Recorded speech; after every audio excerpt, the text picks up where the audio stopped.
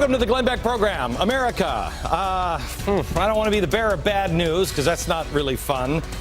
But I have some new warnings for you on what I think is happening over in Europe. We'll give you the truth and straight truth and nothing but the truth. Everything that we're talking about and have been for months is starting to really form, at least in my mind, and I'll share that with you coming up. But there's some good news tonight. The tides may be turning. One congressman has had enough. I'll tell you about it coming up. Let's go.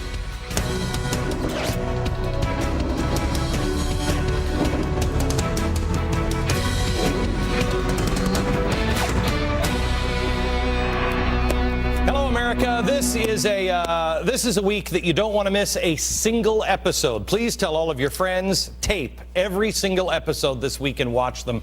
We have quite a week in store for you. A few weeks ago on this program, we talked about the Chicago way of doing things. Remember, I had the baseball bat? It's the Chicago way, and how Rahm Emanuel and Obama didn't leave it in Chicago. It's now the American way. They packed it up, brought it to Washington.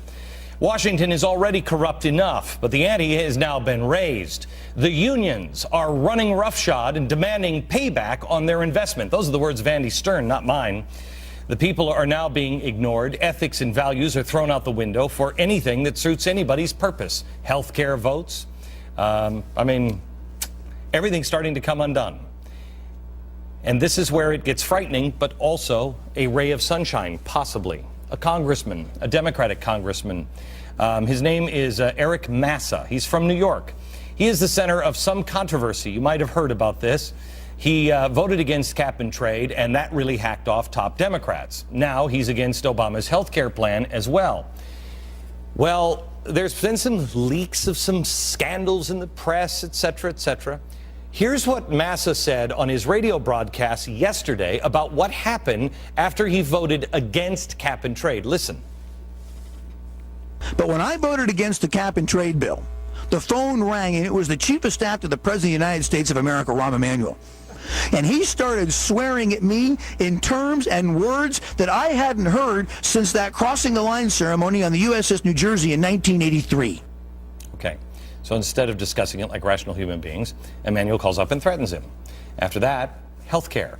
Suddenly, there's a massive ethics investigation happening on this congressman. Massa now has admitted to acting inappropriately, but when I say inappropriately, I don't mean like I was touching little kids. He spoke inappropriately.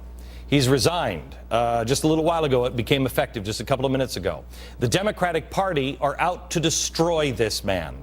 I talked to the congressman for about a half an hour today, off the air around noon.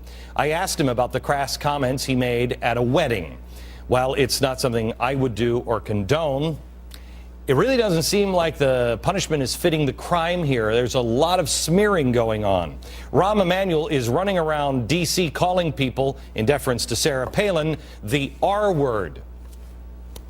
And yet there's not really a problem here. Charlie Rangel doesn't want to pay his taxes, but that's okay. But Massa says a dirty joke, and he's pushed out. There is something going on, and it is really bad. I said, when was it? Back, I think, this fall, that someone on the inside is going to have to fix this system. They're going to have to come out, even if they have been part of the corruption. Remember when I said this? Anybody who stands up in the Beltway against corruption, I want you to hear this. America will stand with you. I believe Republicans, Democrats, and independents, if you stand up inside the Beltway, even if you've been part of the problem in the past, you say, look, I'll take my lumps. If it means I have to go in front of a judge and a jury, I will, but please, I just want out.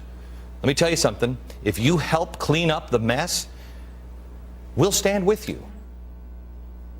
Let me tell you, if you're watching in Washington, now is your opportunity. You know it in your gut. Something is very, very wrong. You see it. Doesn't matter what you've done. Get out and help America clean it up. As long as you're part of the solution, America will stand behind you. You may have to pay for the wrongs of the past, but it is better than the hell you're about to put the country through. The future of the republic is at stake, and that's more important than anything else. After talking to Massa, he gets that. Listen how he describes what's going on in Washington. I've had union leaders tell me point blank, we are not going to contribute to your campaign unless you vote for this health care bill. Is that or is that not a bribe? At the heart of everything we face in this country today, at the heart of the destruction of our democracy, at the heart of our inability to solve our problems, at the heart of the inability for us to actually pass to the next generation of Americans something greater than we received from our parents, is the incredible corruption of money in politics today. This is what needs to happen. America is a forgiving place. If you admit you've done wrong, vow to change, stand up against the corrupt nightmare that has become Washington, America will stand behind you. Because we all know it's out of control. And we're all begging for a little bit of hope, a little bit of a solution. Anyone with any bit of honor. Whether you agree with Massa's table manners or not, tell me if this isn't true. It makes me weep when I realize our nation is being destroyed from within. You cannot effectively govern this country without the consent of the governed. The entire nation has said, let's rewrite the health care bill. Let's find what we can agree upon. No, no, no, no. We're going to ram this down the throats of the American people, and anyone who stands in the way of doing that is going to be smeared, and they're going to be kicked out of Congress. I got off my program today on radio, and I called the congressman at home. He was in pretty rough shape today. Everything that he thought he believed in is crashing down around him. I asked him a couple of questions. I said, first of all, why are you resigning? He gave me an answer that truly makes sense. I'm not saying he's, pure as a driven snow. I don't know. I don't know the guy. But this is a moment that will decide the course of this nation, possibly. He's going to be with me for a full hour tomorrow, an exclusive interview. You need to hear the explanations and the stories he told me today. I ask you, if you're a Republican or a Democrat, please listen to him and decide for yourself. Someone needs to expose the game, and Massa is doing it. We will find out for sure tomorrow at 5 p.m. Eastern. All right, why is it so vital right now? Because this system that we have is not going to last. We are at a breaking point. I want to show you some numbers here. Look at our unemployment situation.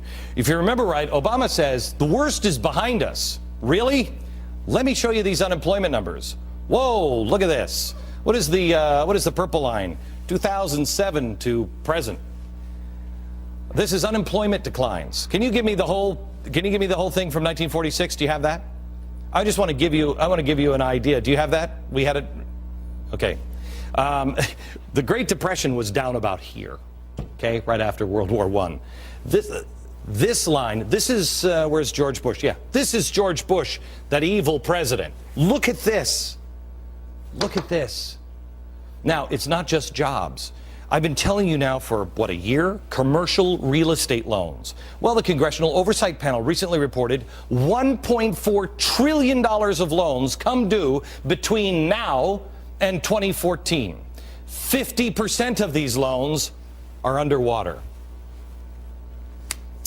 There are also 3,000 banks with problematic exposure to commercial real estate. What's going to happen? The industry's future prospects could threaten America's weakened financial system. This is good. Why are we hearing about this now? Why has no one talked about this? Remember the stress test? Yeah, the stress test only looked through 2010. This problem kicks in, and they knew it, 2011. Why wouldn't we stress 2011, 2012? Why wouldn't we look there? Because the people in Washington know what's coming. But they've got other work they've got to do. They've got to prepare for the fundamental transformation of America. You are running out of time, America, if you're not getting yourself out of debt and you're not doing the things you have to make yourself and your family strong to weather a storm that is coming. All you have to do to see it is pay attention. Pay attention to Greece and Iceland, because what is happening over there is coming. This is in Iceland. Iceland, when was it? Last summer, their economy suddenly turned. Government seized the banks. See if this sounds familiar. The stock market had to be shut down. The currency tanked. Prices on imports went through the roof. They had to close all of the McDonald's. All of the McDonald's. McDonald's had to flee because it cost too much to import the meat in a Big Mac and the cheese. They couldn't sell it. They closed. Here's what happened over the weekend. And this is critical that you understand this. Iceland's now being pressed to repay $5.3 billion to Britain and the Netherlands for debts that was spawned by the collapse of an Icelandic bank, okay? They had money and investments in these banks. The banks collapsed. And now these countries are saying, hey, give us our money back. Well, I know it's passé to use common sense these days, but I mean, if you're making an investment in something, sometimes they go bad. If you gamble, sometimes you lose. If it sounds too good to be true, it usually is. You bet wrong. That's why we don't bail out banks here. Well, we didn't used to. That's why we let companies fail, or we used to. It's a bummer. I'm sorry about your $5 billion investment that has gone bad, but you took the risk.